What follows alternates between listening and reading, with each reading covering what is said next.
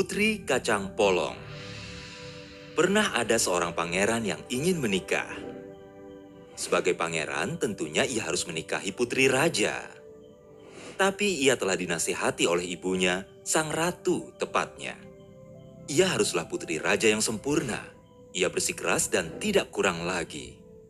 Tidak ada putri raja di kerajaannya sendiri.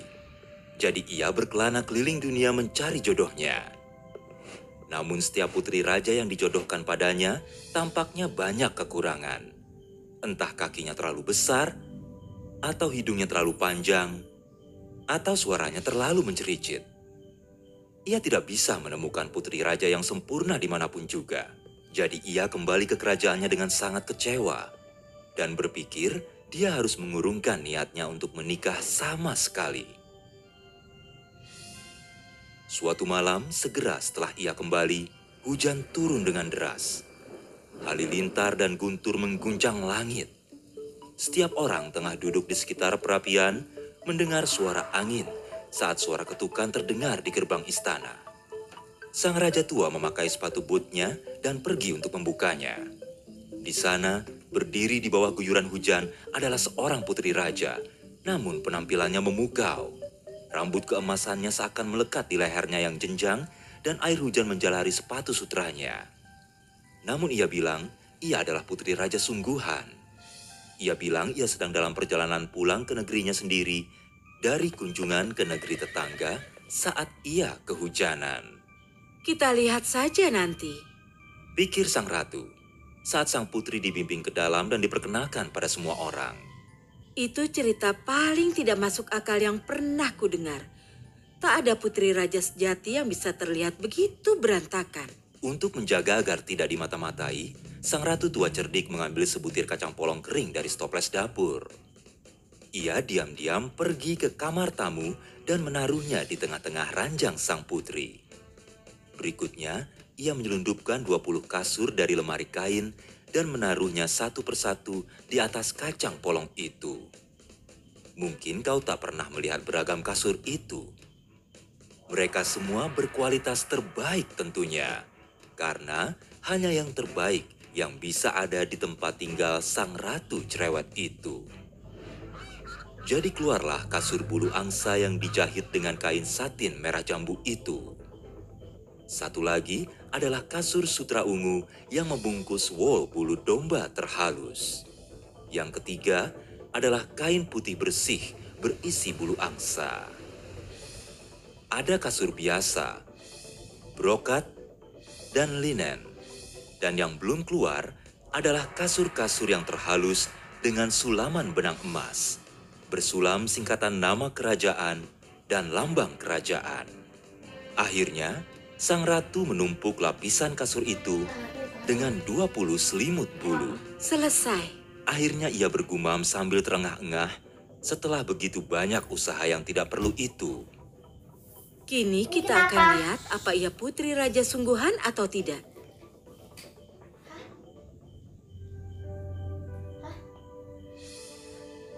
Pagi harinya, sang putri raja turun sarapan dan terlihat sangat lelah. Astaga, apa kau tidur nyenyak? Tanya si ratu tua. Tidak, aku tidak bisa. Jawab sang putri. Aku tidak tahu ada apa di ranjang itu. Itu benda yang keras seperti batu dan sebesar peluru meriam. Kurasa itu peluru meriam. Sekujur kulitku jadi biru-biru. Dan setiap orang tersenyum senang, karena kini mereka tahu ia adalah putri raja sejati. Tidak ada yang lain yang punya kulit serapuh itu. Sang pangeran segera mengambil sang putri sebagai istrinya. Sedangkan kacang polong itu dikeluarkan dari ranjang dan ditaruh dalam museum kerajaan dan mungkin masih ada hingga kini.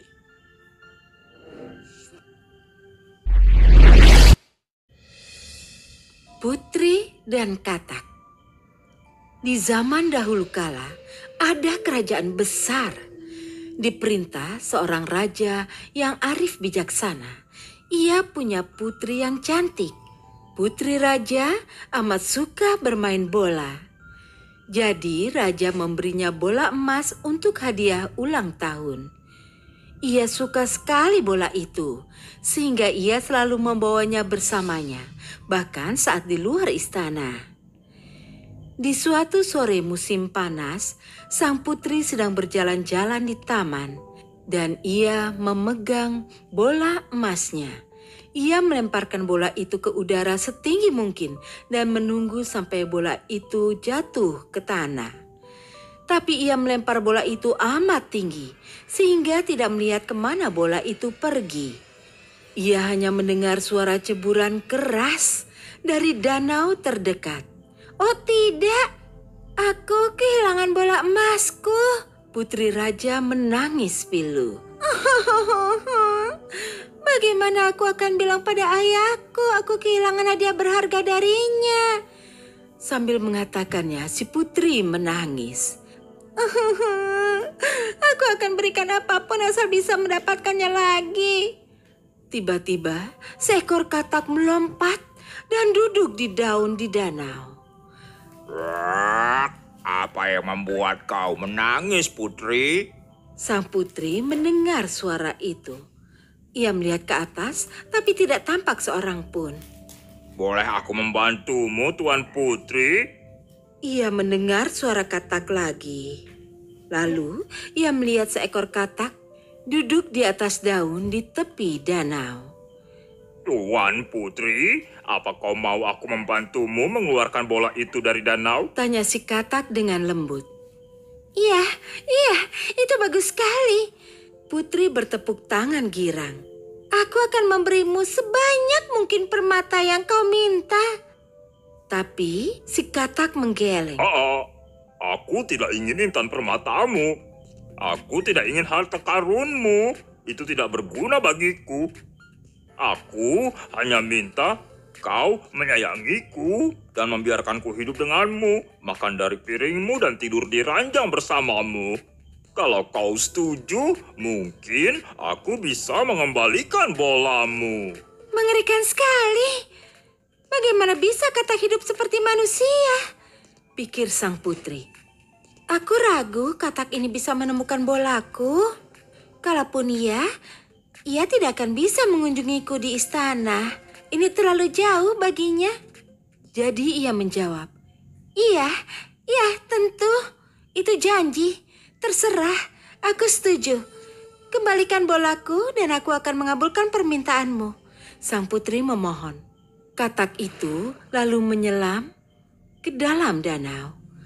Sang putri menunggu penasaran. Matanya terpaku pada danau. Segera kepala si katak muncul. Ini dia, Tuan Putri.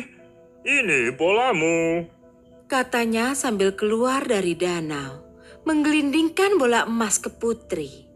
Ia mengambil mainan kesukaannya dan lari ke istana, kegirangan.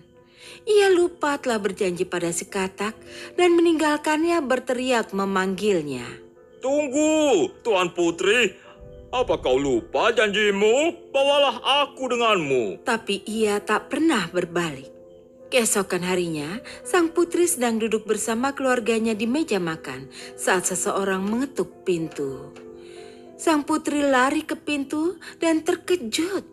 Melihat itu adalah katak dari danau yang entah bagaimana berhasil mencapai istana. Tuan Putri langsung menutup pintu dan duduk di mejanya lagi. Apa yang membuatmu kesal, Ananda? Tanya ayahnya. Ayahanda, sang putri tidak tahu bagaimana menjelaskan apa yang terjadi di danau itu. Kemarin aku sedang bermain dengan bola emas hadiah ulang tahun dari ayah. Aku menjatuhkannya dalam danau. Ada katak yang duduk di daun, menawarkan untuk menolongku mengambilkannya dari dasar danau. Imbalannya, aku harus janji ia boleh tinggal denganku di sini. Sang raja berpikir sejenak lalu berkata, Sebagai putri raja, kau tidak boleh memberi harapan palsu. Penuhi janjimu dan biarkan dia masuk. Sang putri membuka pintu. Si katak melompat dan berkata dengan suara berkoak. Wah, Bawa aku ke meja makan supaya aku bisa makan. Sang putri menatap ayahnya dan dengan ragu memungut si katak dan membawanya ke meja makan, lalu menaruhnya di atas meja. Ia menyikat tangan dengan jijik. Si katak mulai makan dari piring emasnya dan mulai membuat suara-suara yang sumbang. Setelah makan malam, si katak bicara lagi. Aku lelah sekarang. Bawa aku ke kamar tidurmu dan taruh aku di ranjangmu. Aku ingin tidur sebentar. Sang putri menggerutu. Sampai kapan aku hidup seperti ini? Bisakah aku mengenyahkan si jijik ini? Sang putri membawanya ke kamarnya dan menaruhnya di bantal di sebelahnya. Sang katak tidur di sebelah putri seperti janji. Pagi harinya ia melompat ke bawah dan pergi dari istana. Phil! Sang putri menghela napas saat bangun dan melihat si katak sudah pergi. Ia tidak akan menggangguku lagi setelah kukabulkan keinginannya. Tapi ia salah karena si katak datang lagi sorenya. Ia sudah diranjang saat ia mendengar ketukan lembut yang sama di pintu.